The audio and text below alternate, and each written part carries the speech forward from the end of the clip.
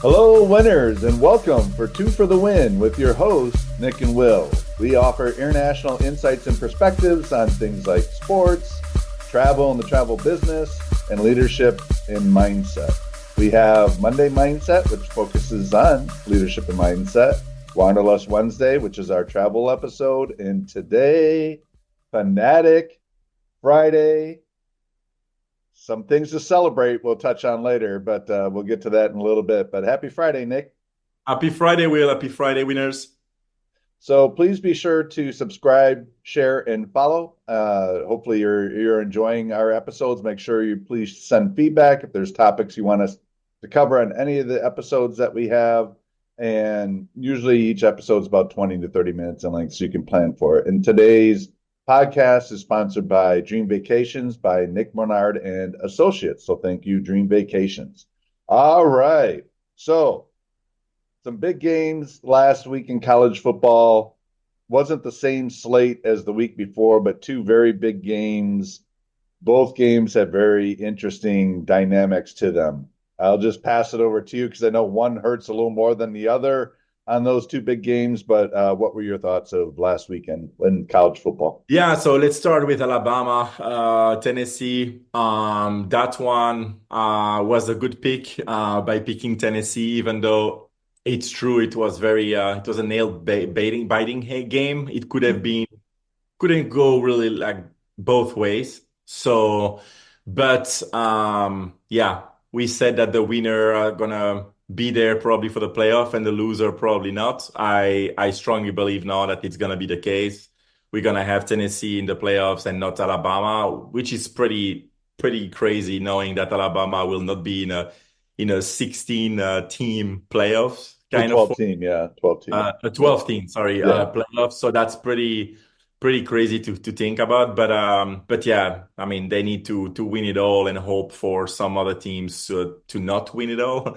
So it's I doubt that it's gonna be happening. And but yeah, we saw really a lack of focus from Alabama, who was flagrant for me. But what was your take on that game? I think impressive with Tennessee because there was times they could have lost that game. I mean, especially early on. I think Alabama beat themselves. I mean, when you look at the penalties and the missed opportunities, they had a chance to be up like 21 to nothing, and they didn't seize it. So I'm not sure if it was a lack of focus or just a lack of cohesiveness. One of the things that went through my head when I was watching the game is I wonder how many recruits would have chosen Alabama with Saban there, but decided not to and went somewhere else. Like I don't follow the recruiting aspect as much as college. They just didn't look right. And this has been the third week in a row for the most part. They didn't look great. And then you look at that second half against Georgia. They're the best, or I shouldn't say the best. They're the highest ranking two-loss team, but you've been talking about this for a few weeks now. They have a tough upcoming schedule, so I think you're right. I don't think they make the playoff, which is just crazy to think about. They wouldn't be a top 12 team. No, absolutely, I agree with that.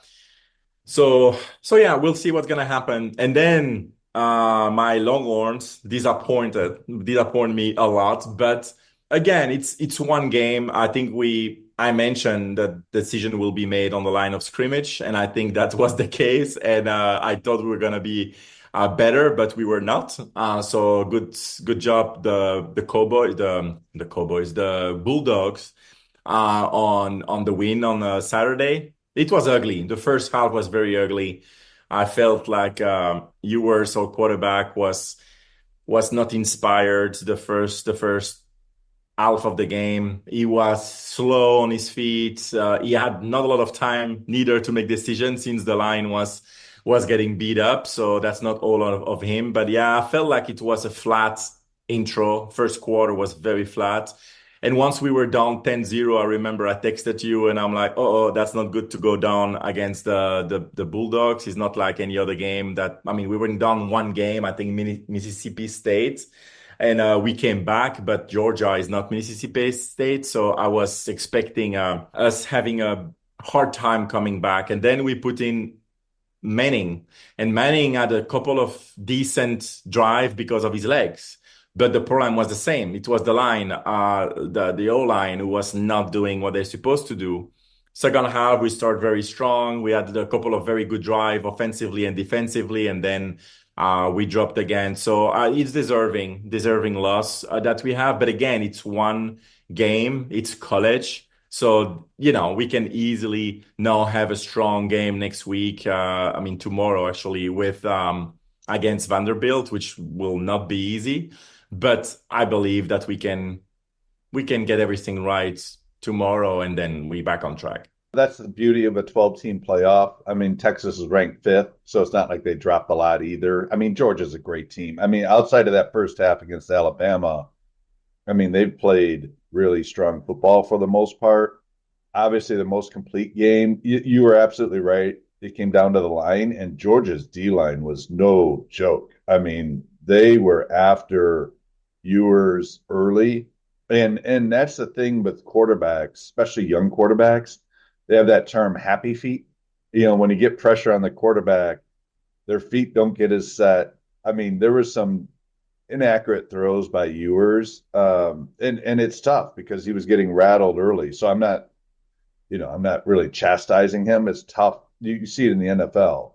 Quarterbacks who don't have time. You look at, I know we'll talk about this probably later, but there were some games in the NFL where you could just see when the quarterback gets rattled, the accuracy goes, and that I thought was the biggest difference with Georgia and Texas. Georgia's D line did not let the Texas quarterbacks, for the most part, get comfortable, and they built that lead, like you said.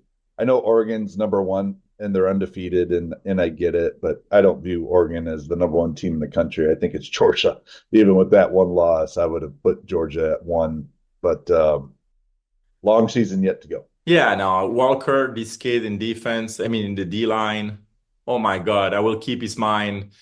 I will remember his name, sorry, when it comes to the draft because he's a big boy. You run fast. Uh, Yeah. he had like 3 sacks in the first half. That was insane. Yeah, it was good games. I mean, we lost, but it was a good weekend of football again. It really was. And then do want to give a quick shout out to the New York Liberty winning the first title in their franchise history for the WNBA. I know you're obviously extremely passionate about basketball all over the globe and male basketball, female basketball, WNBA. Just any quick thoughts about that title match? Went to overtime. You can't ask for much more in a title game. I watched the game and I was I felt like I'm not saying that's not deserving, but I felt like they got robbed big time, Minnesota, with some very, very weird calls that happened at the end of the game. And then they reviewed. I'm talking about the last play of the regular time. Stewie goes, like in the bucket and try to make a shot, and she literally ran into the defensive player with her arm straight up, and that was absolutely nothing. And everybody were like, "What's happening there?" You could even hear the commentators saying like, "Is that a fault?" Like, and then they review it, and on the review, it's clear that she didn't move a millimeter, and they still gave Stewie the 2 free throws. So I felt during the game, definitely in the fourth quarter, that New York needed to win. That was very, very, very clear. And I'm sad for Collier because she had a fantastic season, and she's one of the lady that I follow the most on WNBA because she's extremely you don't hear any beep negatively. She's not someone who try to impress anyone other than on the field. And but hey, good job, Liberty. They were leading all season long, so that is deserved on that aspect. I just feel it's sad that it came down to a few very bad calls. It does feel like Minnesota was cheated a bit, but I think when I figured they probably lost their chance to win it actually was early in the second quarter or about midway through. They had a double-digit lead, and before halftime, they let the Liberty get back and whittle that down. And I'm like, you just can't do that on the road. And then to your point, you're in a close game where the refs could make an outcome decision with a bad call. They just easier said than done. You're right. Liberty was beginning to end, had the best record in the WNBA, but I thought when Minnesota didn't keep a stranglehold on that double-digit lead in the second, it was going to be a tough battle the rest of the way, and it was. And they lost, but both teams hang their head high. They played really well, and I don't think I've ever talked on more about WNBA than I have this year. So Caitlin Clark, all that stuff that's happened with all that, it actually is interesting, and she can shoot. Goodness gracious, can she shoot? So we also have starting tonight, game one of the World Series. This has a little bit of that like Lakers Celtics vibe. Obviously, Dodgers Yankees have history going through the years. I think most notably in the 70s, early 80s, where they matched up in the World Series a few times. This one actually calls back to my childhood because I was very young and I remember, Dodgers, Yankees, and of course, probably no surprise to you, our family hated the Yankees, because it was big city, big team in the same division as the Milwaukee Brewers at that time. The Yankees and Brewers were in the same division, and I like Tommy Lasorda of the Dodgers, the old manager. Looked like he always had a plate of spaghetti before every ball game. But I'm excited about this matchup. I mean, lots of star power, especially on the offensive side of the ball for both teams. You look at Otani, who is probably will go down as the greatest Major League Baseball player ever. You look at Mookie Betts, all those other guys, Freeman, and then on the Yankees, of course, Soto, Judge, all of them. It's going to be a heck of a matchup. I know you're obviously a huge Yankees fan. I was happy for you that the Yankees made it to the World Series. I don't have the same agita towards the Yankees like I did as a kid because, again, they're not in the Brewers' same division anymore. But I think this has a chance to go a classic. I think it could go 7 games. What is your thoughts? I hope so. I'm super excited. I think that the commissioner probably dream came true when the Dodgers won last night and the Yankees won the other night. I mean, last week, and and last week as well for the Dodgers against the Mets. That's literally the dream World Series. And so I'm happy. I will be watching. Do I want to put my money into the Yankees? No, because I believe that the Dodgers are so powerful in both offensively with, like you said, like the team they have. I mean, we don't need to name them. All of them are fantastic. And then the pitching. I think the pitching is also way better with the Dodgers. And knowing that they don't even pitch Otani this year because of his surgery. Can you imagine Otani being an added pitcher of this team already? No, I think the Dodgers are too strong, but I will be rooting for my Yankees and I will be hoping for the best. And if it's a 7 game series, then on a game 7, anything can happen. So I would be super excited. But I think that's gonna be probably the highest rated World Series ever. Now with the technology that we have, with the online social media, with streaming and everything like that, I think this is going to go down as the best thing possible for baseball. So hey, let's hope for a fantastic series, World Series, and go Yankees. Yeah, I mean, very evenly matched. I was looking at some of the stats. Now, of course, this is for the whole regular season. Yankee batting average 248, Dodgers 258. Yankees actually had more home runs, 237 to 233. Yankees actually had a better team ERA, 3.74 to 3.9 for the Dodgers. But it's funny going into this series, to me the difference is the pitching and it's Dodgers. So I think their top end starters are a little stronger than the Yankees top end starters because you don't go 5 rotation deep in a series. You usually go about 3. So yeah, I mean, it could go either way, like just one swing, right? How many times did we see that with the Yankees against the Guardians and also the Dodgers against the Mets? Both ways, where a home run changed the complete complexion of the game. You just have one bad pitch, the guy connects, anything can happen. But my head wants to say the Dodgers, but because for you, I know it'd be cool to see the heart's going for the Yankees. So I hope you get what you want. But I do Thank you, agree Will. with you. Yeah, I do agree with you. The ratings for this will be the all-time best, and MLB, I mean, they need it, right? Like they've been Mhm. struggling for a long time. This could actually reconnect the sports with some of the younger audience, which will help build sustainability. But yeah, you got the both coasts. You got the East Coast, you got the West Coast.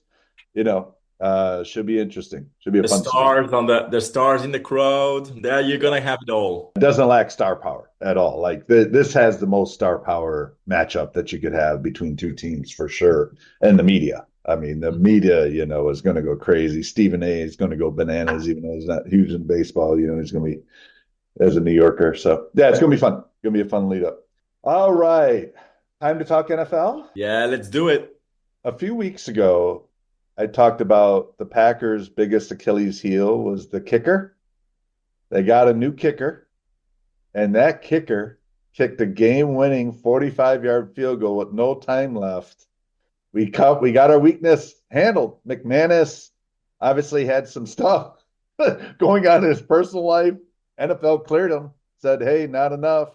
Packers immediately signed him. When the Texans kicked that field goal, I'm like, of course, it's got to come down to a field goal for the Packers. It's cost us so many games the last 2 years. I had to tell you, I was nervous. I did not think that was a gimme. I was watching it with my boy Spencer. We're just like, oh, of course, And then he hits it, but they called timeout, and I'm like, here comes the shank. He's gonna overswing. He didn't, and then I don't know if you saw this. He Lambo leaped. I don't. Mason Crosby maybe Lambo leaped once, and it wasn't really he couldn't leap. He couldn't jump. McManus cleared that wall. He made it in there. Heck of a picture. I don't know if you see it online, but it's a really cool picture Yeah. where he's in there with the fans. And shout out to the Packer fans, real quick. I forget who it was on the Texans. It might have been Mixon. Anyway, somebody tried to do a Lambo leap because they I saw know. somebody in the Texans, and the fans stiff armed him and pushed him down. I'm like, yes, yes. Like, you do not Lambo leap in our house. That Packer fan did his job, whoever you are. I don't know if you ever really hear this, but many thanks. You did what you're supposed to do in that seat. No visiting opposing team Lambo leaps into the stands at Lambeau. So nicely done, sir, whoever you are. Yeah, well, glad for you that you had the win. I watched, I mean, as you know, I watched all the games, so I had my setup. I watched the red zone, and I have a couple of other screen to watch other games, and one of them was the Packers, and I was watching that, and I was watching the other big game of the weekends, who was Detroit at Minnesota Vikings, and I was literally watching, both of them with a lot of focus, and yeah, great games, great games. The outcome is the outcome. I will not talk too much about it. I'm happy your team won. I will not say what I think about what should have happened, but yeah, the win is a win is a win. It's the strongest division in football this year for sure. So it's gonna be very interesting what's coming next. So yeah, definitely your kicker. That's a game changer to have someone who can actually kick. Yeah. So that's a reliever for sure, and it's gonna be very interesting. I cannot wait to see how this division is gonna unfold, and let the best team win. Yeah. But yeah, you're right. That was interesting when yeah, I think you're right. It was Mixon tried to leap, and I saw this guy like fist arm like push him down. I'm like, that only in the Packers you will. The Yeah, poor man. guy, he just tried to go with the one fan who was there at the at the end zone, and no, he didn't get there. So, but anyway, other games. I mean, there was a lot of very interesting games, and I want to congratulate you also for the two wins for your upset picks. It's 2-0. insane. You had five of the first six upset Crazy. picks. You picked the easy one, but still, you got you got Oh, the here you it got is. the Here you it got is. five of the You picked six. two in a row. I just get the first pick. That's all. So I think that What I was the think easy that one? The Kansas City? You figured both of Kansas them City? had like less than 3 points in It's a in hey, it's a night. anyway, the you win, and I think it's good for the listener. So whoever is listening and you are a gambler, just take the picks that Will is taking as given, and take mine as a given that they're not gonna happen, because I think Go actually the it's opposite. difficult. And Yeah. then you will make a lot of money thanks to us, thanks to listening to Two for the Win. Yeah. So hey, this is we all we try to do is making you money. So you can follow both Will and myself for the picks. You will be loaded. Winners, I have to be honest. My co-host is being far more affectionate towards you about making you money. I do it so I have bragging rights over him. That is, I'm not who makes money, who doesn't make money. I just don't want to lose to Nick Menard on the upset picks. So far, 3-0. Just get three Oh, wins. you're good. Now it's not 3-0, it's 5-0. So I give yourself a little bit more credit Thank you. because Five, yeah, five you out of pick. So it's pretty damn amazing. So yeah, great job for that. I cannot wait to give the picks for this weekend. So I'm just waiting for the other shoe to drop, but I will take it as long as it lasts. I will bask in the glory. And I have to give a shout out to Jared Goff. I always thought he was more of a system guy and made it to the Super Bowl with the Rams because of the coach. He's actually really good. I keep, I don't know. He's just one of those players I was always like, man, can you really win with Jared Goff? Can you really go the whole way? Another comeback win. He's done that a lot in his career, actually. And he makes clutch throws. He's kind of like a milquetoast personality wise. Like you think Jared Goff, and you think, I don't know, like chicken noodle soup. Like it's just kind of plain, not much to it. But the man can play, and he's playing great quarterback. I mean, I heard one of the announcers was talking about, hey, why not Jared Goff in the MVP consideration? And I didn't actually roll my eyes. I was like, you know what? Yeah, he's earned that right to be in that conversation. So Detroit going to be. You're right. It's toughest division in football, but a lot of season left to play. So we'll see. And health is always the biggest concern. Who's healthy coming down the stretch with their star players. yeah, That usually helps. All right. You want to go into upset picks or any other thoughts you want let's to do share upset about picks. this upcoming weekend? Upcoming weekend of football. We have there's a lot of spread in a lot of these games so far at the time we're doing this recording. Not as many close. So I know you always complain about me taking the easy ones, but with the golf honors, I get to drive first. I get to pick the first game. You get two after in a row. And the first game that I'm going to pick as an upset pick, as of right now, the Bengals are favored by 2.5 at home against the Eagles. I will take the Eagles to go into Cincinnati, Queen City, place of chili. Eagles are flying out of there with the W. That's again a very pick and pick. But hey, you have the right to pick first, so you can go ahead. You can go ahead on this one. On my hands, I would like to start with the Falcons. The Falcons going to beat the Buccaneers in Tampa Bay. It's a division game, so anything can happen really. But I really like the way the Falcons usually play, and they just lost last weekend, so I think they will have like a good week of practice, and hopefully they had a good week of practice, and they will go in 2 days and go beat the Buccaneers. So that would be my first upset picks. With your upset pick. When it comes to the second one, I hesitated a lot between a couple. I really hesitate between two. I don't want to tell you both because otherwise, but I think I will go with the Jaguars beating your Packers You got to get the on Packers against Sunday. the glutton for punishment. The Jaguars come back from London. They had their win. They will get Oh my 18 and God. 18 is back running. It's between them and another game. So, but I will take those Uh, for the fun of beating the Packers and be able to well, to talk hey, about if, it if next you pick week. against the Packers every week, eventually you will be right because they won't go undefeated the I rest of the didn't year. pick So for the Packers again you this will last actually week. win at some point. But goodness gracious, dude, you talk about being objective or honest. Here's another honestly wrong segment by Nick Menard. Packers are not I, losing. I I just picked the Packers once. I pick now again. So the two games I was thinking of, I just want to see if these were one of you were talking about. Cardinals at Dolphins. Dolphins are actually favored by 3.5. I know Tua is supposed to be back, but he's going to be rusty even if he does. And the other one was the Bears at Commanders. The Bears are actually favored by 1.5. I know That the was Elks the are one I being was saying hesitating, but those that's an isn't. easy pick, so I Yeah, didn't think. there's a big one. But I'm gonna go with the Cardinals going into Miami and winning. I think even if Tua plays, probably not going to be sharp. Gosh, if he takes a hit in the game, I think everyone's going to be holding their breath.